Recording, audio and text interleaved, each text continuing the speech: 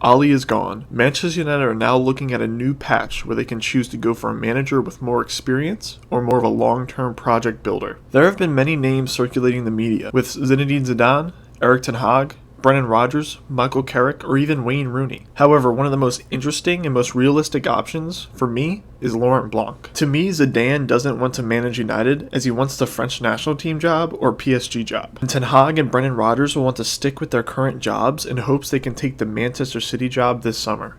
Also, Carrick and Rooney are way too risky options to choose for a team of this caliber right now with their players. Laurent Blanc is a manager that has proven success, but most likely willing to take the job if offered.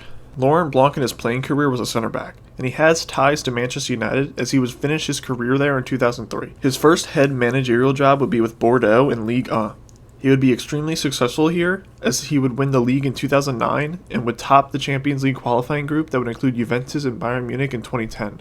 After 3 seasons with Bordeaux, he would become the manager of the French national team, where he would do decently, winning some games, but would lose in the Euro 2012 quarterfinals to Spain. He would resign from the national team and take over the PSG job a year later in 2013, where he would stay for 3 seasons and win the league every year, although that was expected. He would win a total of 11 trophies in his first 3 seasons at the club, but would fail to win the Champions League, which was the ultimate goal, as him and the board would mutually part ways. He would take a significant hiatus from management until 2020, where he would join the Qatar Star League, managing Al Rayyan since last December. So why Laurent Blanc? Laurent Blanc has proven real managing talent, as he has developed talent well and put in great tactics that allow for his teams to succeed. Man United desperately need a manager that can fix their defensive problems, as in 12 league matches this season, they have given up 21 goals, which is 1.75 goals per match.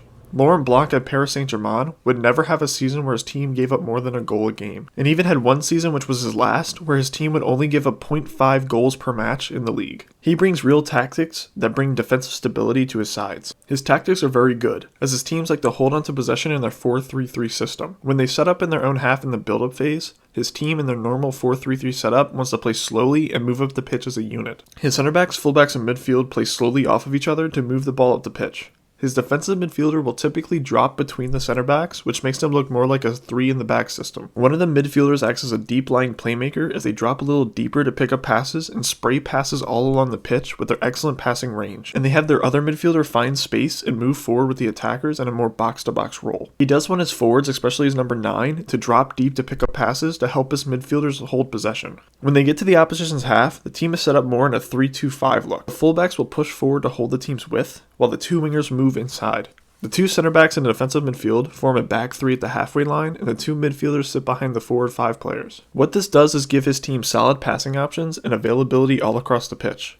His main goal for attacking output is crosses, as he wants his fullbacks to play early crosses from deeper areas of the pitch to the tall aerial striker. Or he wants his fullbacks to run the byline and look to play balls back into the box to either of the 3 forward players. This is why for his number 9, he looks for a more aerial dominant good finisher type. In the defensive side of the game, he is not someone who generally wants his team to press. He simply wants his team in a 4-5-1 shape with the lone striker up front and the wingers dropped further back. The wingers are there to help aid the fullbacks with wide threats, so he asks his wingers to work hard to track back. His midfield 3 stay very compact, as he wants the opposition to play from the wider areas of the pitch. This is what makes them so hard to score against, as they become very narrow and compact out of possession.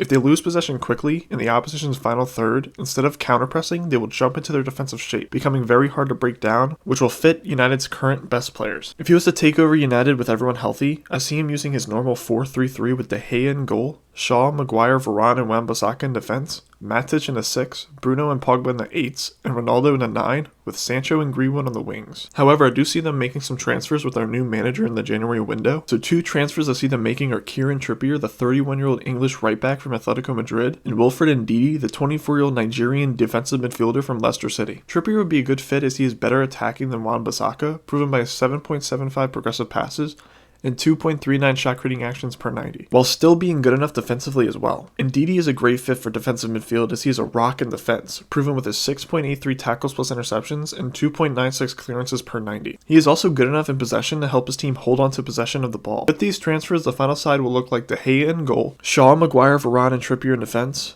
Ndidi in the 6, Pogba and Bruno in the 8s, Ronaldo in the 9, and Sancho and Greenwood on the wings. For this side, they'll be able to build up slowly with the back 4, and midfield being good on the ball. N'Didi will drop in between his 2 center backs, with Pogba dropping deep to pick up the ball and look for long-range passes. Bruno will look to expose open space and run forward to aid in the attack. Ronaldo in the 9 can drop deep and also have the aerial ability to be an option for his fullbacks, who can run forward and look to play early crosses from deeper positions. His 2 wingers are good enough to push inside to be a scoring and creation option. With Blanc in charge and these new transfers, United could seriously turn around their fortunes and become a tough team to beat.